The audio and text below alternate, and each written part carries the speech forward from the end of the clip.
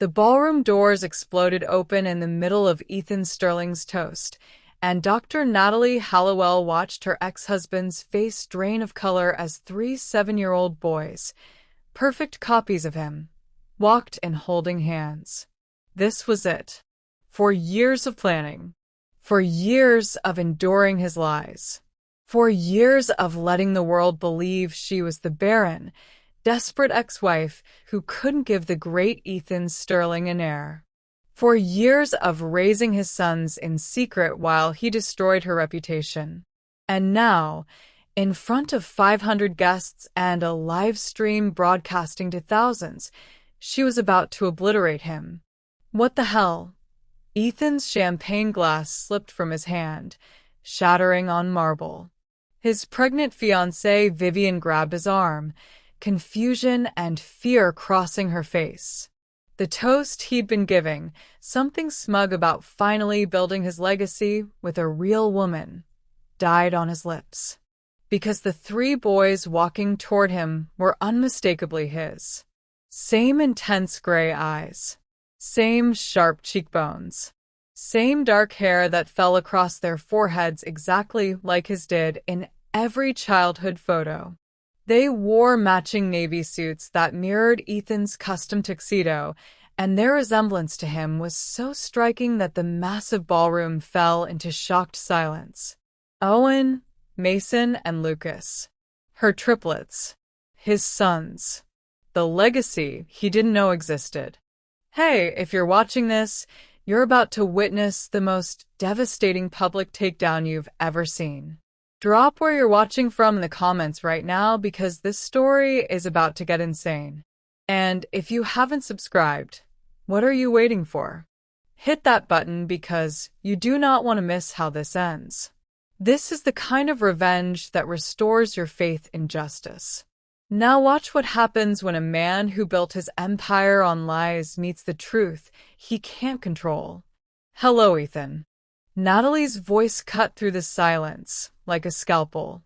She stepped forward, her hand on Owen's shoulder, her 2 other sons flanking her like soldiers. Surprised to see me? You invited me, remember? Said you wanted me here to witness your legacy. Ethan's face went from white to red. Natalie, what the hell are you doing? Whose children are those? Yours. The single word detonated like a bomb. Gasps rippled through the crowd. Phones appeared. Camera flashes erupted. The live stream chat exploded. Vivian made a small, strangled sound, her hand moving protectively to her pregnant belly. That's impossible, Ethan hissed, stepping forward, his voice low and venomous. You're barren. Everyone knows. Everyone knows the lie you told to cover your own infertility. Natalie's voice was calm, surgical, loud enough to carry. These boys were conceived 8 years ago through IVF, using the last viable genetic material you had before your condition made it impossible to father children. They're 7 years old, Ethan. Your biological sons. Your only biological sons. Your only possible biological sons. The implication hung in the air like smoke. If these were Ethan's only biological children, then the baby Vivian carried. Ethan's attorney materialized at his elbow, whispering urgently. Vivian backed away, her face crumbling. Security guards moved uncertainly toward the perimeter, unsure whether to intervene. You're insane, Ethan spat, but his voice shook. This is some kind of scheme, some desperate attempt to what? Reclaim the man who publicly humiliated me for 4 years? Who told everyone I was defective when you're the one who's sterile? Natalie pulled a folder from her attorney's hands and held it up. I have medical records, Ethan. Yours. From Dr. Philip Crane, the fertility specialist you paid $200,000 to bury your diagnosis. Severe oligospermia. Progressive, irreversible. You've been shooting blanks for 7 years. Those are private medical records you used fraud to seal, which makes them admissible when proving paternity and medical deception. Rebecca, Natalie's attorney, stepped forward. We also have DNA evidence, court certified. Analysis proving these three boys share 99.9% genetic markers with Ethan Sterling. Want to see the report? I brought 500 copies. She gestured to assistants who began distributing packets to stunned guests. Ethan lunged forward, his control finally shattering. You bitch! You had no right. Security moved then, but not toward Natalie.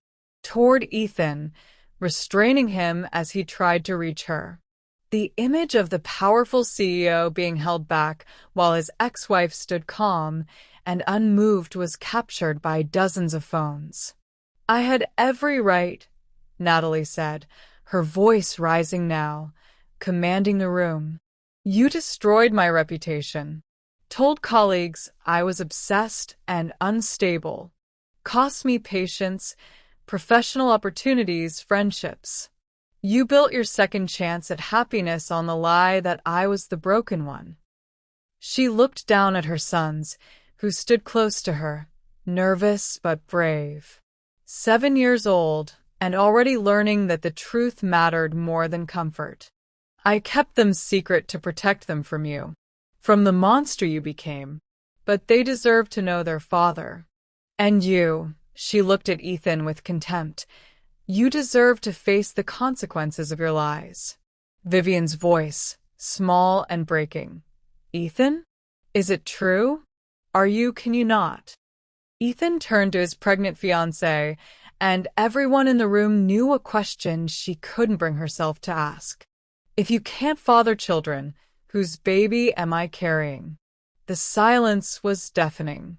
Natalie pulled out a second folder, and when she spoke, her voice was quiet but clear enough to reach every corner of the ballroom. DNA analysis was also run on the fetus Vivian is carrying, using genetic material from amniocentesis performed 3 weeks ago. She looked at Vivian with something that might have been pity. I'm sorry you're finding out this way, but the child you're carrying has zero genetic markers matching Ethan Sterling. Vivian's legs gave out. Someone caught her, lowered her into a chair. Her face was white, her hands shaking as they clutched her belly. That's not possible, Ethan said, but his voice was mechanical now, his brain clearly trying to process too many catastrophes at once. Vivian and she's been sleeping with someone else, Natalie finished. Someone who can actually father children. Someone who isn't you.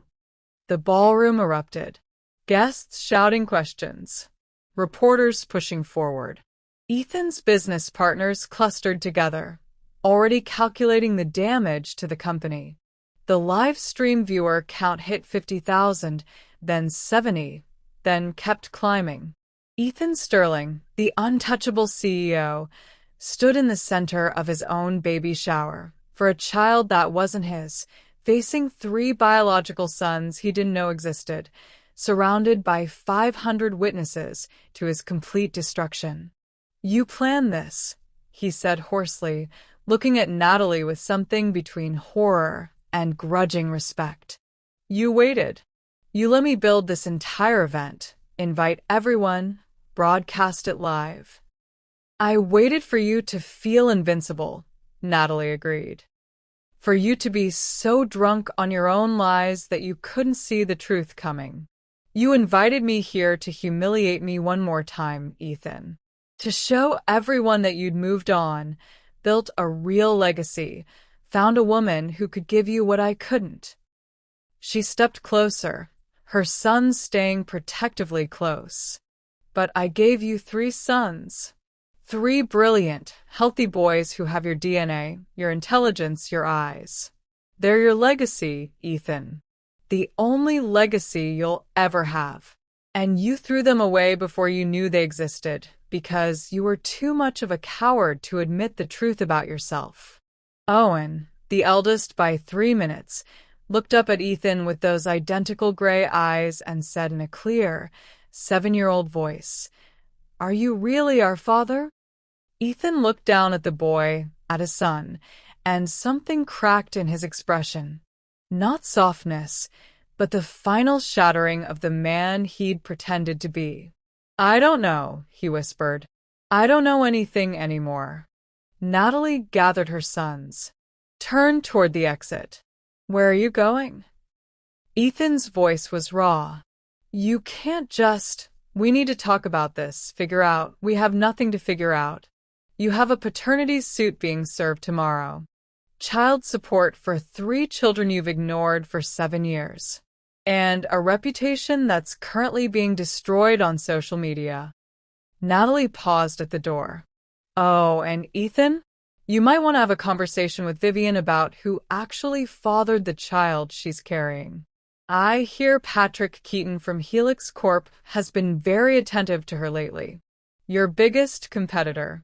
Poetic, really." The final revelation hit like a gunshot. Ethan turned to Vivian, betrayal and rage warring on his face. "Patrick? You've been sleeping with Patrick Keaton?" Vivian was crying, mascara streaming down her face, unable to form words. And Natalie walked out with her 3 sons, leaving behind the ruins of Ethan Sterling's carefully constructed empire. The doors closed behind them on the sound of 500 people talking at once, of a man's world ending, of justice finally being served. For years. Worth every second. Comment right now. Would you have exposed him publicly like this or handled it privately?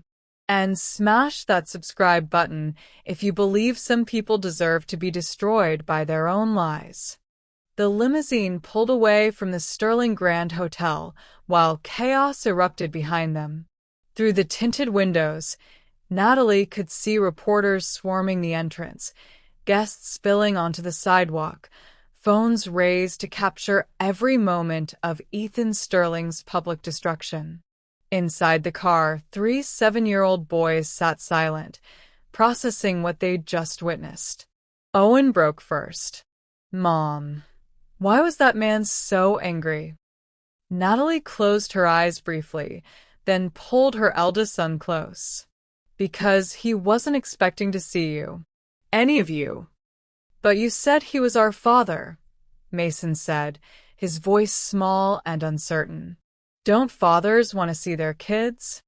"Good fathers do, sweetheart. But not all fathers are good." Lucas, the quietest of the 3, pressed against her other side.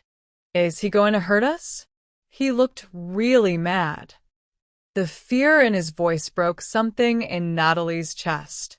This was the part she'd agonized over for 4 years, the moment her sons would have to confront the reality of who their father was. She tried to shield them, raise them with love and stability, give them a childhood unmarred by Ethan's toxicity. But eventually, the truth always surfaced. "No, baby. He can't hurt you. I won't let him. That's a promise." Her phone buzzed incessantly. Texts, calls, notifications flooding in. She ignored them all except one from her sister Riley. Holy hell, naturvidenskabelig. "You actually did it. The video already has 2 million views. Call me when you can breathe." Natalie pocketed the phone and looked at Rebecca, her attorney, sitting across from them with a tablet showing the cascading social media storm. "How bad is it?" Natalie asked quietly, though the boys were listening. "For Ethan? Catastrophic. The medical fraud, the paternity revelation, Vivian's affair, it's trending on every platform. Sterling Enterprises stock dropped 8% in the last 20 minutes. Rebecca's expression was professionally neutral, but Natalie caught the hint of satisfaction underneath. "For you, the narrative is shifting fast. Half the internet is calling you a hero for exposing him. The other half is debating the ethics of surprising him publicly." Let them debate. I tried private conversations. He threatened to destroy me further if I ever claimed he was the father. That had been 3 years ago, when Owen had asked why he didn't have a daddy like other kids. Natalie had briefly considered reaching out, offering Ethan a chance to know his sons. His response had been swift and brutal, a cease and desist letter, threats of a lawsuit for defamation if she ever publicly claimed he'd father her children, and a reminder that he had the resources to bury her professionally and financially.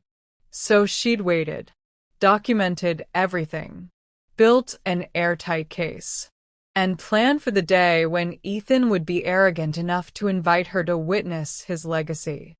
Today had been that day. The car pulled up to Natalie's home, a comfortable colonial in a quiet neighborhood, nothing like the Sterling estate, but filled with warmth Ethan's mansion had never known. Sophie, the nanny, helped the boys out while Rebecca lingered. Ethan's lawyers are already calling, Rebecca said, demanding meetings, threatening countersuits. But Natalie, everything we did was legal. The DNA test used publicly available genetic material from his medical records. The boy's paternity is established fact. And the revelation about Vivian's baby came from analysis she consented to, thinking it would prove Ethan's paternity. So we're solid? Legally? Fortress. But emotionally, Rebecca glanced toward the house where the boys were disappearing inside. This is going to get ugly. Ethan won't go quietly. And those boys are going to have questions you can't answer with legal documents. Natalie knew. God, she knew. Inside, Riley was already there, having rushed from her own home the moment the live stream ended. She pulled Natalie into a fierce hug. "You magnificent, terrifying badass," Riley whispered. "I can't believe you actually went through with it." "I had to." He wasn't going to stop, Riley. He would have spent the rest of his life painting me as the defective ex-wife while playing perfect father to Vivian's baby. Natalie pulled back, her voice cracking slightly. A baby that isn't even his. The universe has a sick sense of humor. The universe didn't do this. Vivian did. And Ethan's karma finally caught up with him. Riley glanced toward the living room where the boys were settling in with Sophie. "How are they?" confused, scared, processing. Natalie sank onto the couch, exhaustion crashing over her. "I just introduced them to their father by destroying him in front of 500 people. Mother of the Year material right there. You protected them for 7 years from a man who would have used them as props or weapons. That's exactly Mother of the Year material." Natalie's phone rang. Unknown number. She answered anyway, too tired to care. "Dr. Hallowell, this is Marcus Chun from the New York Times. I'm writing about today's events and would love to get your statement about." She hung up. The phone immediately rang again. Different number. She powered it off completely. Riley sat beside her. "Remember when you first told me you were pregnant? You were terrified. Not of being a single mother, but of what Ethan would do if he found out. He'd just served me divorce papers calling me barren and unstable. I knew if he learned I was carrying his children, his only possible biological children, he'd fight for custody just to control the narrative. Or worse, he'd demand I terminate to protect his lie about my infertility." The memory was sharp and painful.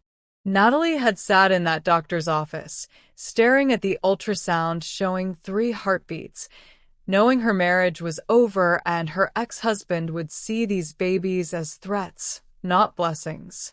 She'd made the hardest decision of her life. Complete secrecy. A quiet delivery in another state. Raising the boys using her maiden name, Hallowell, while Ethan told the world that Natalie Hallowell Sterling couldn't have children. "Do you regret it?" Riley asked quietly. "Any of it?"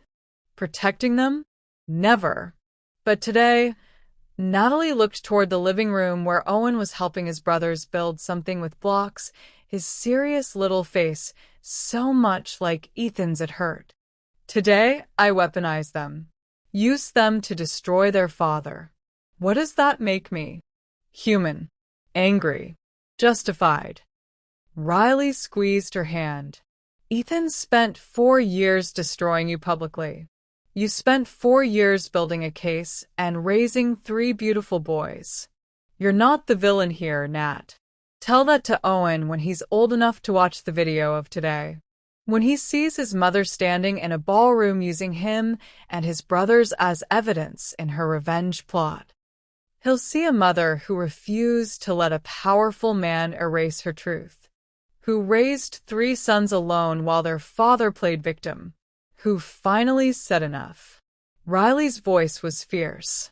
Those boys adore you. They're smart, kind, confident kids because you gave them everything Ethan never could. Actual love instead of performance. Owen appeared in the doorway, his gray eyes, Ethan's eyes, studying Natalie with unsettling perception. Mom, are we going to see him again? Our father. Natalie's heart clenched. Do you want to?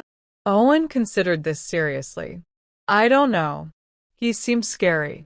But you always said we should meet him someday. I did. And I meant it. But Owen, your father is complicated. He's not. She stopped, unwilling to poison them against Ethan even after everything. They deserve to form their own opinions. He's not ready to be a father yet. Maybe someday he will be. Was today supposed to help him get ready? God, her son was too perceptive. Today was supposed to make him face the truth. Whether that helps him or not is up to him. Owen nodded slowly, then went back to his brothers. But Natalie saw the questions forming, the confusion that would only grow as he got older and understood what she'd done. Her phone, still powered off, sat silent on the coffee table. But she knew what was waiting when she turned it back on. Ethan's rage, legal threats, media requests, the full force of a wounded, powerful man's retaliation. And somewhere across the city, Ethan was having his own reckoning, with Vivian's betrayal, with the reality of his infertility made public, with 3 sons he'd never wanted but could never escape now. Rebecca said he's already lawyering up, Natalie told Riley. Preparing to fight for custody, probably. Or, at least visitation. He can't let me have the final word. Can he get it? Custody. Of children he's ignored for 7 years while publicly claiming their mother was barren? No judge would give him primary custody, but he can make the fight expensive and brutal. Then we fight. You have documentation, witnesses, for years of him denying these children existed while you raised them alone. Natalie nodded, but exhaustion weighed her down. The revenge had been sweet. Watching Ethan's face crumble as his lies exploded had felt like justice. But now came the aftermath. The custody battle, the media scrutiny, the impact on 3 innocent boys who hadn't asked to be born into this war. Riley seemed to read her thoughts. You did the right thing, Nat. Not the easy thing, not the comfortable thing, but the right thing. Ethan needed to face consequences. And those boys needed to stop being a secret shame. They're human beings who deserve to exist openly. I just hope they forgive me when they're old enough to understand what I did. They'll understand you're a warrior who protected them from a monster. Riley stood. Now get some rest. Tomorrow the Real fight begins. But tonight you won. Let yourself feel that. After Riley left, Natalie sat with her boys, reading stories and fielding careful questions until they finally fell asleep. She carried each one to bed. They were getting too big for this, growing so fast, and kiss their foreheads. 3 miracles. 3 pieces of her heart walking around outside her body. Worth every sacrifice. Every secret year. Every moment of today's calculated destruction. Her phone powered back on. Immediately, messages flooded in. But one made her blood run cold. From Ethan. You want a war, Natalie? You just started one. Those boys are mine. And I'm taking them. She stared at the message, her hands shaking. The victory suddenly felt very fragile. And the real battle was just beginning. If you're invested in Natalie's story, drop a comment telling me whose side you're on. And subscribe because this fight is about to get brutal. The emergency custody hearing was scheduled for 48 hours after the baby shower. 48 hours. That's all the time Ethan's army of lawyers needed to file paperwork claiming Natalie was an unfit mother who'd hidden his children out of spite and used them as weapons in a calculated public attack. Natalie sat in Rebecca's office, reading the petition with mounting horror. He's claiming I'm mentally unstable, she said, her voice hollow. That hiding the boys for 7 years proves I'm unfit. That today's ambush endangered their psychological well-being. It's bullshit, Rebecca said flatly. But it's effective bullshit. He's painted himself as the victim, the father denied his children by a vindictive ex-wife. He publicly called me Barren for 4 years, which we'll argue in court. But Natalie, he's not just fighting for custody. Look at page 7. Natalie flipped through the document and felt her blood freeze. Ethan was demanding immediate supervised visitation to begin tomorrow, and he'd requested the boys be psychologically evaluated to determine if Natalie had engaged in parental alienation. He's trying to take them, Natalie whispered. Right now. Before we can even prepare a defense. The judge will likely grant supervised visitation. He's their biological father, and denying him access after you just publicly revealed their existence looks vindictive. Rebecca leaned forward. But there's something else. Something that doesn't make sense. What? Ethan filed these papers 6 hours after the baby shower. 6 hours. This kind of comprehensive custody petition usually takes days to prepare, even with unlimited resources. Rebecca pulled out her laptop, showing Natalie the filing timestamps. He had this ready. Before today. Before you revealed the boys. The implication hit Natalie like ice water. He knew, she said slowly. He knew about them before the shower. That's impossible. How could he? Natalie's phone rang. Unknown number. She answered, her instincts screaming warning. Hello, Natalie. Vivian's voice, but different. Harder. Enjoying your victory? Vivian? How did you get your number? Ethan gave it to me. We've had a very interesting conversation in the last 2 days. See, I thought I was the one playing him. Turns out he was playing both of us. Natalie's heart pounded. What are you talking about? Ethan's known about your sons for 3 months. He hired investigators, confirmed paternity, and was waiting for the perfect moment to take them. Vivian laughed bitterly. He wanted you to reveal them publicly first. Wanted you to look like the aggressive, unstable ex-wife, so when he filed for custody, he'd be the sympathetic father. The room spun. That's insane. Is it? He let you walk into that ballroom thinking you were ambushing him. But he was ready. His lawyers had papers prepared. His PR team had a counter-narrative drafted. You didn't destroy him, Natalie. You gave him exactly what he wanted. Public proof of his biological children and documentation of your vindictive behavior. Why are you telling me this? Because I'm done being his pawn. And because you need to know what you're really fighting. Vivian's voice dropped. Ethan doesn't want those boys out of love. He wants them because they're his genetic legacy, and because taking them from you will break you. That's what he does, Natalie. He breaks things. The call ended. Natalie looked at Rebecca, her hands shaking. He knew. This whole time he knew. And I walked right into his trap. The emergency hearing was in 48 hours. And Natalie had just realized she was fighting a man who'd been planning this war for months. The supervised visitation happened in a sterile conference room with a court-appointed monitor and Ethan's 3 lawyers present. Natalie watched through a one-way mirror as her sons met their father for the second time, this encounter far different from the ballroom spectacle.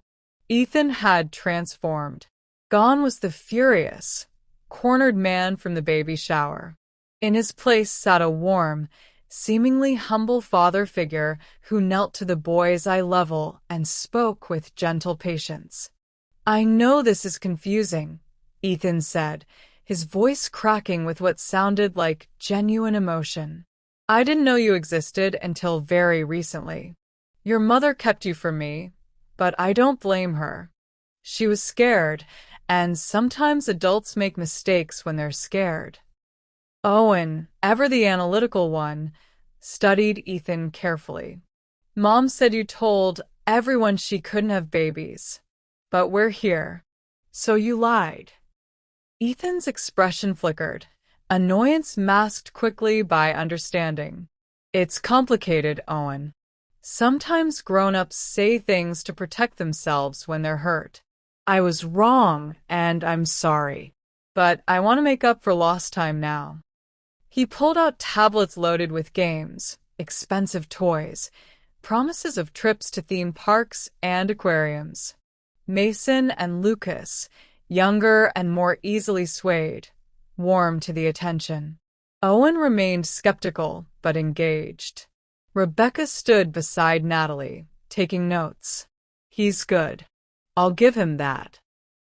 "He's performing," Natalie said, her chest tight watching her sons respond to Ethan's calculated charm. Every word is scripted for the custody evaluation. The monitor was documenting everything, how the boys interacted with Ethan, their comfort levels, his parenting approach. It would all be submitted to the judge. After an hour, the visitation ended.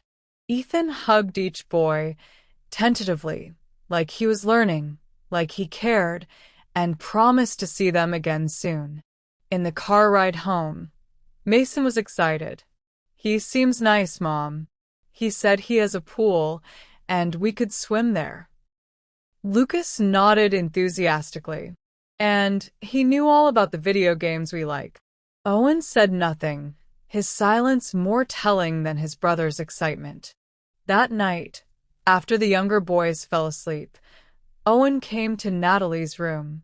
"Mom, why did you keep us secret from him?" Natalie pulled him close, choosing her words carefully. "Because when you were born, your father wasn't ready to be a dad. He was angry and hurtful, and I needed to protect you until he could be better." "Is he better now?" "I don't know, sweetheart. What do you think?" Owen was quiet for a long moment. "I think he's acting. Like when I act good for teachers, but I'm really just trying not to get in trouble. He smiles a lot, but his eyes don't smile." Her 7-year-old son had seen what the court monitor might miss. Ethan's performance was flawless, but hollow. "Trust your instincts, Owen. Always." The next morning, Natalie's phone exploded with alerts. Ethan had posted on social media a carefully crafted message about discovering he was a father, expressing hurt over being denied his children, but magnanimously refusing to blame Natalie for her understandable fear and confusion following their difficult divorce. The post included a photo from yesterday's visitation, Ethan hugging all 3 boys, their faces partially visible, his expression radiating paternal love. The comments were overwhelmingly supportive of him. This breaks my heart. Those boys need their father. She had no right to keep them from him. He's handling this with such grace despite what she did. The narrative was shifting. Ethan was becoming the sympathetic victim, and Natalie was becoming the vindictive ex-wife who'd weaponized children. Rebecca called immediately. The custody hearing is in 24 hours. We need to counter this narrative now, or we're walking into court already losing. How? Everything I say sounds defensive. Everything he says sounds reasonable. Then we stop defending and start attacking. Vivian gave you information about Ethan knowing about the boys for months. We use that. Prove he set you up, that the whole baby shower revelation was a trap he laid. Can we prove it? Not conclusively, but we can create reasonable doubt about his motives. Make the judge question why a man who supposedly just discovered he was a father had custody papers ready within hours. Natalie looked at the social media post, at her son's faces being used in Ethan's PR campaign, and felt something harden inside her. Do it, whatever it takes. The war was escalating, and tomorrow, a judge would decide who won the first battle. The night before the custody hearing, Vivian showed up at Natalie's door with a flash drive and a black eye. "He knows I called you," Vivian said, her voice shaking. "He's been monitoring my phone. When he found out I warned you, She touched her swollen eye. "I need to tell you everything before it's too late." Natalie pulled her inside, her hands trembling. Rebecca was already there, preparing for tomorrow's hearing. They sat Vivian down, and what she revealed made Natalie's blood run cold. "The baby shower was a setup," Vivian said. "All of it. Ethan knew about your sons 4 months ago. He hired investigators who found medical records from your delivery. He confirmed paternity, built a complete file on you, and then he planned the baby shower specifically to trigger you into revealing them publicly." Rebecca leaned forward. He wanted her to make a scene? He needed her to. Ethan's been building a case that Natalie is unstable, vindictive, and dangerous since the divorce. But he had no proof. She'd been too careful, too clean. So he created the proof. Vivian pulled up files on the flash drive. The invitation to Natalie wasn't accidental. The toast about his legacy was scripted to provoke her. He wanted her angry enough to expose the boys publicly, because then he could claim she used children as weapons. Natalie felt sick. The entire baby shower was theater. He knew you'd come, knew you'd bring the boys. Had custody papers drafted weeks in advance. Vivian's voice cracked. "And my affair? The baby's paternity? He knew about that too." What? Natalie's world tilted. "Ethan discovered I was seeing Patrick 3 months ago. Instead of confronting me, he encouraged it. Suggested I spend more time with Patrick, gave me opportunities. He wanted me to get pregnant by another man." Rebecca's eyes widened. He wanted proof his fiancée was cheating on him? He wanted to look like a victim, the devastated man whose fiancée betrayed him and whose ex-wife weaponized his secret children against him. Maximum sympathy. Vivian opened another file. "But here's what you didn't know. The DNA test you revealed at the baby shower? The one showing the baby isn't Ethan's. We ran that test. The results were clear. The results were accurate. But Ethan had his lawyers prepare a counter-narrative. She showed them documents. He's claiming in tomorrow's hearing that you falsified those DNA results out of spite. That you hired someone to fabricate evidence making Vivian look like a cheater to humiliate him further." Natalie's blood drained from her face. "That's insane. The test was legitimate. Can you prove the chain of custody was unbroken? That no one tampered with the samples?" Vivian's expression was devastated. Ethan's lawyers have evidence suggesting the testing facility has ties to you. It's fabricated, but it looks convincing. Rebecca swore. He's flipping the entire narrative, making Natalie look like she orchestrated everything. The boy's revelation, the affair exposure, the DNA results, all to destroy him. And tomorrow, he's bringing character witnesses who'll testify that Natalie has been obsessed with ruining him since the divorce. That she's unstable, vengeful, and willing to use children as weapons. Vivian met Natalie's eyes. He's going to take your sons, Natalie. And he's going to make you look too dangerous to have custody.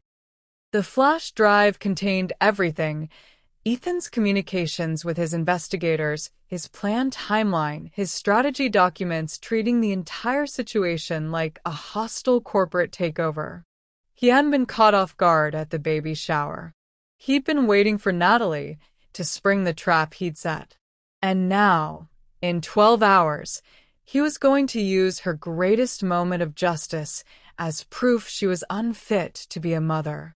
"Why are you helping me?" Natalie whispered. Vivian touched her bruised eye. "Because I'm done being his pawn. And because those boys deserve better than to be raised by a monster." The custody hearing was a massacre. Ethan's lawyers shredded Natalie's credibility with surgical precision.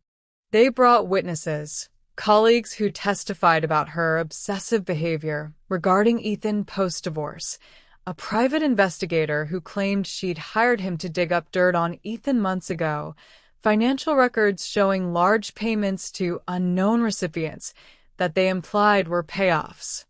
Every piece of evidence was fabricated or twisted, but it looked damning. When Rebecca tried to introduce Vivian's flash drive, Ethan's lead attorney objected immediately.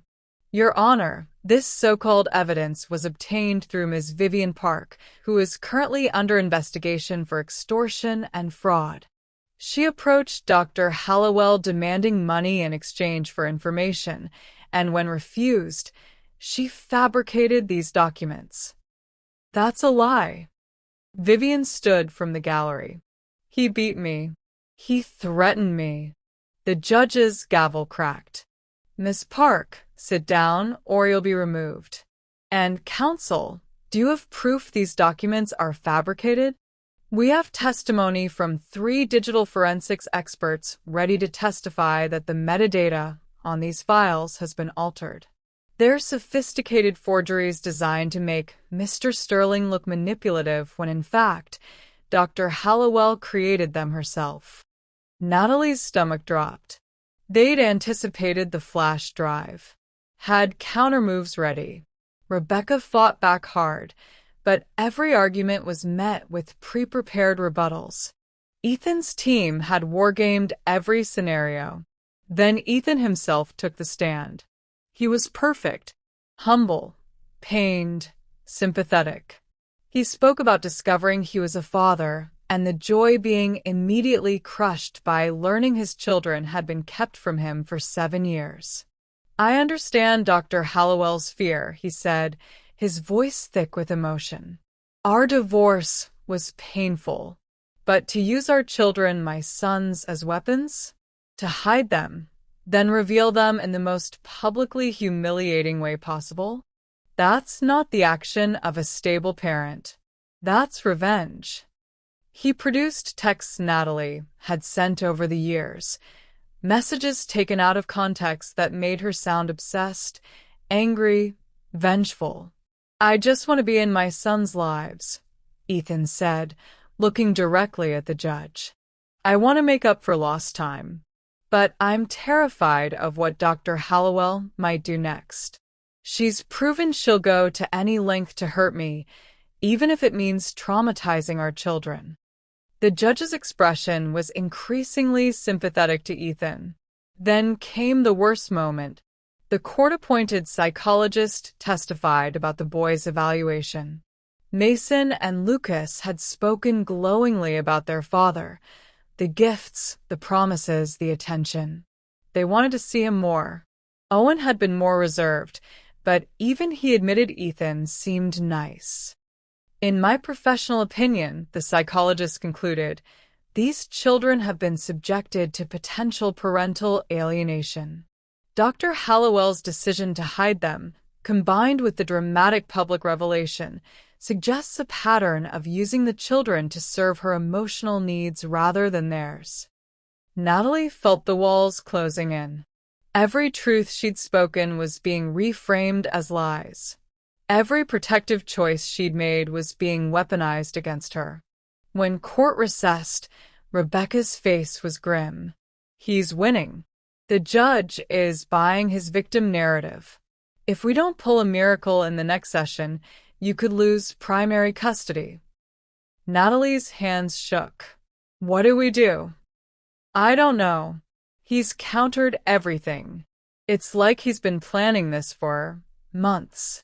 He has been.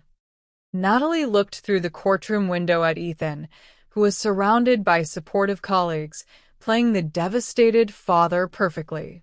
She thought she was destroying him at the baby shower. But he'd been destroying her all along. And now her sons, her beautiful boys, might be taken from her by the monster she'd tried to expose. The darkest hour had arrived, and Natalie had no idea how to survive it. Court reconvened after lunch, and Natalie had resigned herself to losing when Owen did something extraordinary. He stood up in the gallery. "Excuse me," her 7-year-old son said clearly. "I need to say something." The judge looked startled. "Young man, this isn't, please." Owen's voice was steady, mature beyond his years. "Everyone's talking about us, but nobody asked us what we want. That's not fair." Ethan's lawyer moved to object, but the judge held up a hand. "Approach, son." Owen walked to the front of the courtroom, his small frame radiating determination. Natalie's heart hammered. Rebecca looked panicked. This wasn't planned. Wasn't controlled. The judge spoke gently. "What would you like to say, Owen?" "My mom says I'm smart. She says I see things other people miss." Owen looked directly at Ethan. "And I see you." Ethan's expression flickered. Just a second of concern before the mask returned. "You're not nice," Owen continued. "You're pretending to be nice because you want to win. But yesterday, when Mason dropped your phone, you got angry. Really angry. Your face went scary. Then you remembered the camera and smiled again. The courtroom went silent. And you don't know anything about us. You asked me what grade I'm in. I told you 2nd grade. But Lucas is in 1st grade because he's got dyslexia and needed extra help. A real dad would know that. You just wrote down whatever I said so you could memorize it later." The psychologist leaned forward, suddenly paying attention. "Mom knows Lucas practices reading for 30 minutes every night. She knows Mason's afraid of thunderstorms. She knows I like building things because I want to be an architect like her." Owen's voice cracked slightly. "You just know we're yours because some test said so. But that doesn't make you our dad." Tears streamed down Natalie's face. Ethan stood. "Your Honor, this is clearly coached. I'm not done." Owen's voice rose. "And you hurt Vivian. Mason saw the bruise on her arm when she came to our house. She tried to hide it, but he noticed. Mom says people who hurt people when they're angry aren't safe." The judge's expression shifted. "Mr. Sterling, sit down." "Owen, did you see Mr. Sterling hurt Miss Park?" No. "But Vivian told Mom he did. And Vivian was crying. People don't cry like that unless something really bad happened." Rebecca stood quickly. "Your Honor, we'd like to request Ms. Park be allowed to testify under oath about Mr. Sterling's behavior during their relationship." Ethan's lawyer objected furiously, but the damage was done. The judge's sympathetic expression toward Ethan had vanished, replaced by skepticism. Objection overruled. Ms. Park approached the bench. Vivian came forward, trembling but resolute. Under oath, she detailed Ethan's manipulation, his violence when she threatened to expose his setup, his calculated cruelty. The lawyer scrambled, but Owen's unscripted testimony had cracked Ethan's perfect facade. The judge was seeing him differently now, not as a victim, but as a potential threat. When court adjourned, the judge's words gave Natalie her first real hope. I'm ordering a full investigation into Mr. Sterling's conduct and postponing custody decisions until we have complete information. Dr. Hallowell retains primary custody pending further review. Natalie pulled Owen into her arms, this brave, brilliant child who'd saved them all. How did you know to do that? She whispered. You taught me to tell the truth even when it's scary. So I did. Outside the courthouse, Rebecca was energized. Owen changed everything. The judge saw through Ethan for the first time. We have a chance now. Natalie looked at her son, then at the courthouse where Ethan was undoubtedly raging. The war wasn't over. But for the first time, she believed they could win. Are you rooting for Natalie and her boys? Drop a comment telling me what you think happens next. And if you're not subscribed yet, what are you waiting for? Hit that subscribe button because Part 8 is going to blow your mind. This is where Ethan's entire empire crumbles. Smash that like button if you believe Owen is the real hero of this story. This family needs your support. Let's show them they're not alone. The investigation lasted 2 weeks, and what it uncovered destroyed Ethan Sterling completely. Dr. Philip Crane, the fertility specialist Ethan had paid to bury his diagnosis, had kept copies of everything. When investigators approached him with immunity, he produced 8 years of documentation, Ethan's medical fraud, the NDAs he'd forced staff to sign, and recordings of conversations where Ethan explicitly discussed framing Natalie as unstable. But the real bombshell came from Patrick Keaton, Vivian's lover and Ethan's business rival. He walked into the reconvened hearing with his own lawyer and a flash drive containing security footage from his home. 3 months ago, Ethan Sterling approached me with a proposition, Patrick testified. He knew Vivian and I were attracted to each other. Instead of confronting us, he encouraged the affair. Told me Vivian was unhappy, that I should pursue her, that he wouldn't interfere. Ethan's face went white. I thought it was strange, but I didn't question it. Now I know why. Patrick played the footage, a conversation between Ethan and Patrick at a business dinner. Ethan's voice was clear. If Vivian gets pregnant, even better. I'll play the devastated fiancé, gain public sympathy. It'll be useful when I move for custody of my real children. The courtroom erupted. Ethan had orchestrated Vivian's affair deliberately, wanting her to get pregnant by another man so he could play the victim. He used everyone, Patrick continued, disgust clear in his voice. Vivian, Natalie, even those 3 boys. Everything was a chess move to gain custody and destroy his ex-wife. Rebecca stood. Your Honor, we also have testimony from 4 former Sterling Enterprises employees who witnessed Mr. Sterling's abusive behavior, his manipulation tactics, and his explicit statements about weaponizing the custody battle. One by one, people Ethan had bullied into silence came forward. Assistants he'd terrorized.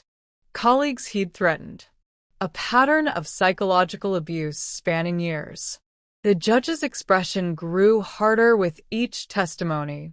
Then the forensics report on Vivian's injuries was entered into evidence. The black eye she'd claimed Ethan gave her matched defensive patterns consistent with intimate partner violence.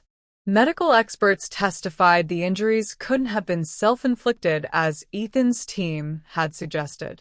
Finally, the judge spoke. Mr. Sterling, I've reviewed all the evidence.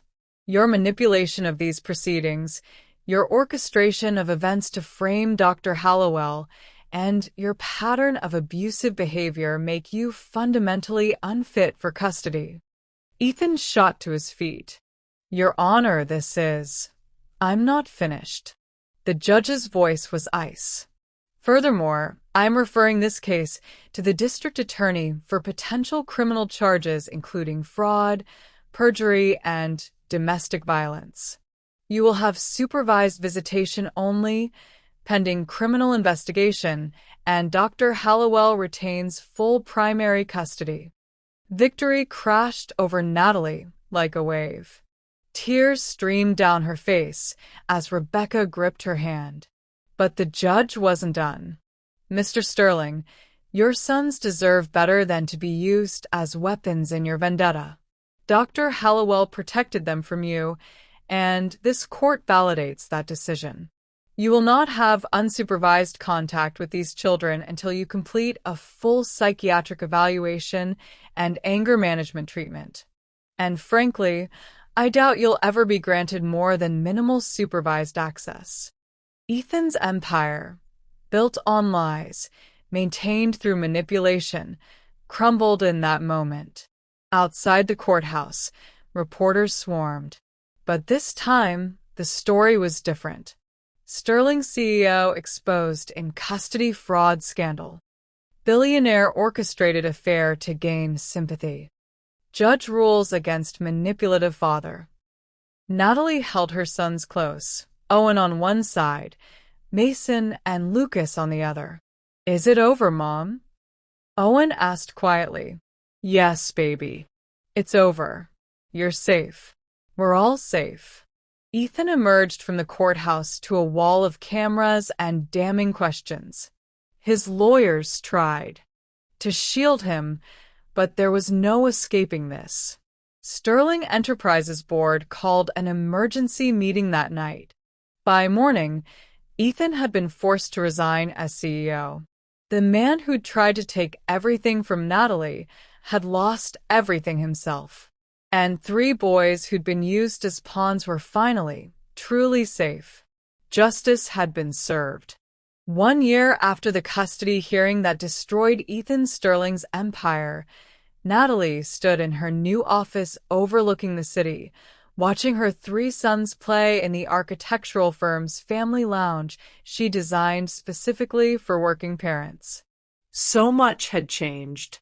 Sterling Enterprises had collapsed spectacularly after Ethan's forced resignation. The board's investigation uncovered years of financial manipulation, fraud, and abuse of power. Criminal charges followed: fraud, perjury, witness tampering. Ethan had avoided prison through a plea deal that cost him nearly everything: his company, most of his fortune, and any remaining credibility. The man who'd spent 4 years calling Natalie Barren and unstable was now a cautionary tale about unchecked ego and manipulation. But Natalie had stopped following his downfall months ago. Revenge had never been the point, protection was. And her sons were finally, completely safe. Mom, look. Lucas ran up holding a drawing. His dyslexia had improved dramatically with the specialized tutoring Natalie could now afford thanks to the wrongful defamation settlement she'd won against Ethan. I drew our new house. The house. Another change. Natalie's practice had exploded after the trial, not from scandal seekers, but from clients who'd watched her fight and recognized her strength. Women leaving abusive marriages. Families who needed advocates. People who valued integrity over ego. She'd built something meaningful from the ashes of Ethan's attempts to destroy her. It's beautiful, sweetheart, Natalie said, pulling Lucas close. You even got the treehouse right. Mason appeared with Owen, both arguing good-naturedly about some game. At 8 years old now, they were growing so fast. Owen had shot up 3 inches, his features sharpening into a heartbreaking echo of Ethan's. but with Natalie's warmth in his eyes instead of Ethan's coldness. "Mom, can we go to the park after work?" Mason asked. "Coach said we should practice for Saturday's game." Soccer. Another change. The boys had joined a recreational league, making friends, living openly instead of in the protective secrecy of their early years. No more hiding. No more shame. Absolutely. "Let me finish this meeting and we'll go." The meeting was with Riley, who'd left her corporate job to become Natalie's business partner. Together, they'd built Hallowell and Associates into one of the city's most respected architectural firms, specializing in trauma-informed design for domestic violence shelters and transitional housing. Turning pain into purpose. "The Johnson project is approved," Riley announced, entering with coffee. "Groundbreaking next month. 20 units for women leaving abusive situations, designed with all the safety features and healing spaces you specified." Natalie felt the familiar swell of pride. This was Ethan's real legacy, though he'd never understand it. His cruelty had forged her into someone who could help others escape the same traps. "Any word from his lawyers?" Riley asked carefully. Natalie shook her head. "Not in 4 months. The supervised visitation rights he got were revoked after he missed 6 consecutive appointments. The boys don't ask about him anymore." That part still hurt, in complicated ways. Not for herself. She'd long ago stopped loving Ethan Sterling. But for her sons, who deserved a father who chose them, who showed up, who tried. Ethan had been given chances. Supervised visits, where he could have built real relationships with Owen, Mason, and Lucas. Where he could have apologized, grown, become the father they needed. Instead, he'd spent the visits talking about himself, making excuses, trying to manipulate the boys into taking his side against Natalie. After the 3rd visit, where Owen came home quiet and withdrawn, Natalie had documented everything and requested termination of visitation rights. The judge had agreed immediately. Ethan's last communication had been a text. "You've turned my own children against me. I hope you're proud." Natalie had blocked the number without responding. She was done engaging with a man who saw his sons as possessions to win rather than human beings to love.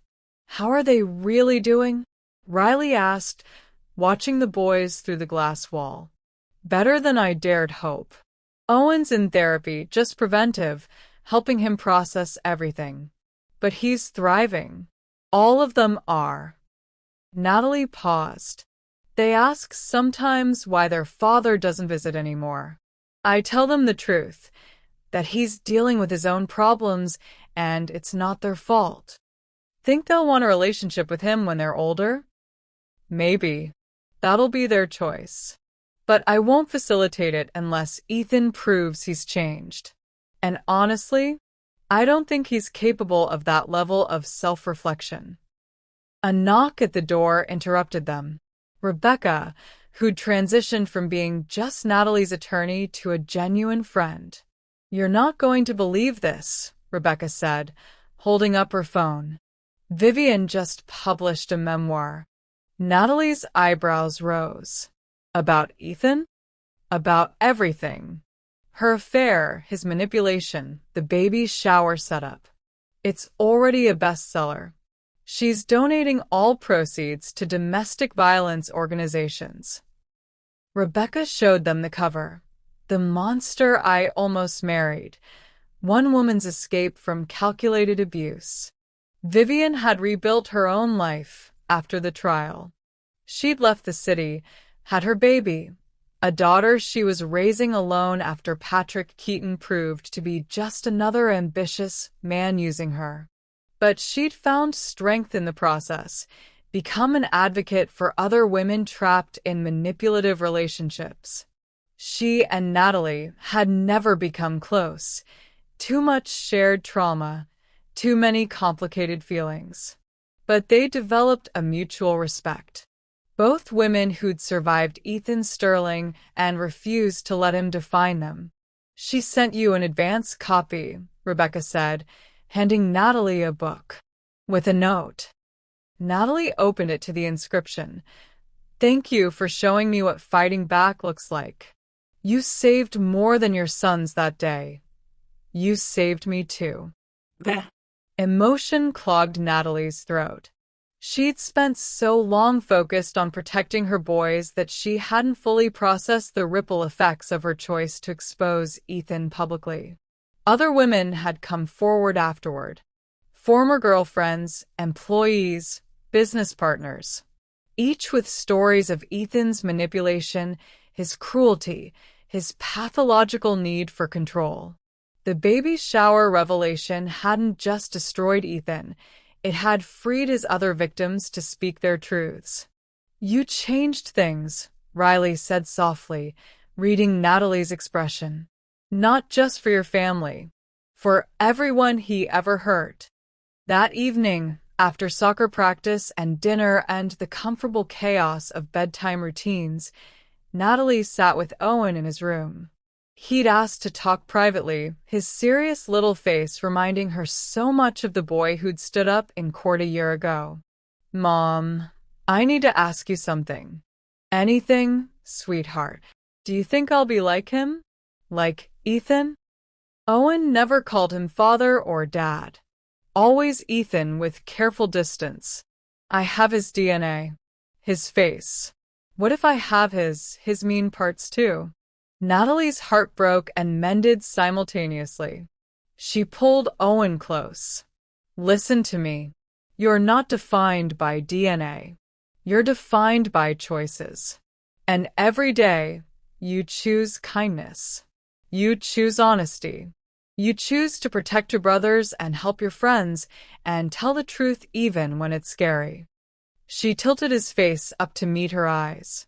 Ethan had every advantage: money, education, opportunities. He chose cruelty. "You have his genetics, but my values. And values are stronger than blood. Promise. I promise. You're going to be an amazing man, Owen. Not because of who your father is, but because of who you choose to be."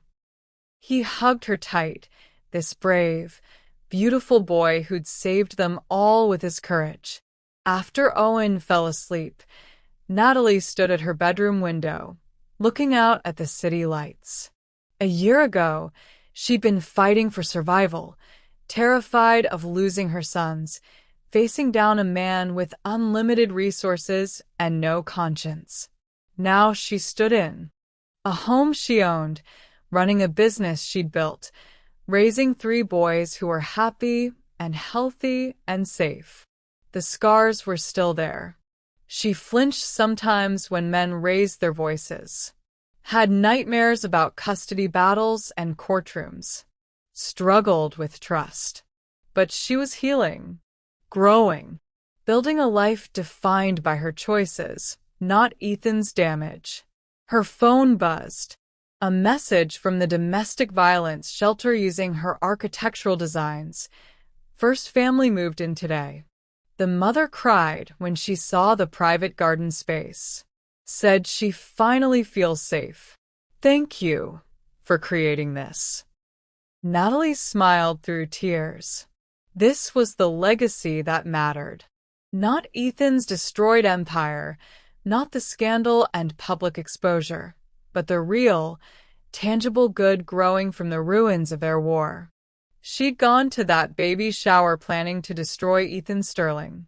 Instead, she'd destroyed his ability to hurt anyone else. And in the process, she'd discovered her own strength, her own purpose, her own capacity to transform pain into protection for others. The triple threat, 3 sons who were supposed to be weapons in Ethan's arsenal, had become her greatest blessing. Her motivation, her reminder that love was stronger than manipulation, that truth outlasted lies, that courage could defeat power. Owen, Mason, And Lucas would grow up knowing their mother had fought for them, had protected them, had refused to let a cruel man define their worth.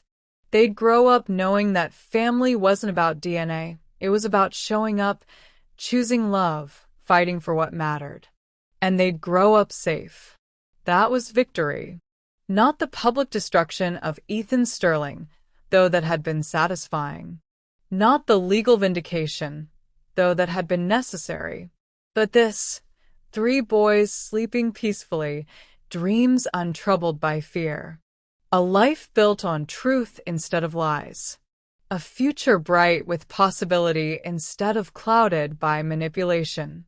Natalie Hallowell had been called barren, unstable, vindictive. She'd been underestimated, dismissed, attacked.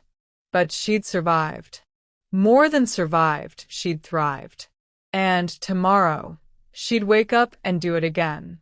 Build something good. Protect someone vulnerable.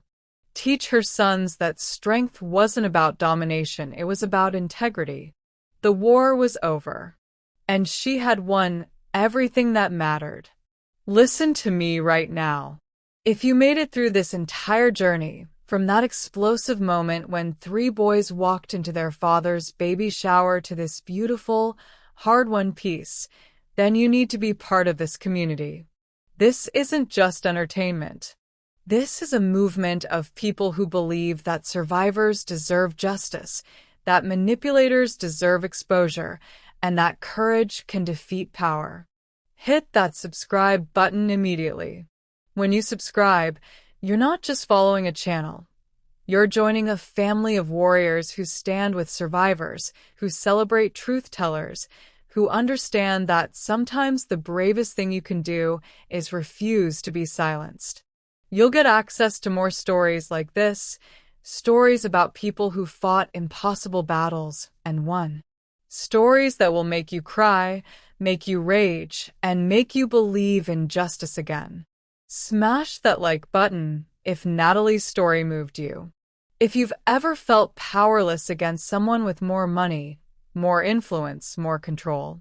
If you've ever had to choose between safety and silence.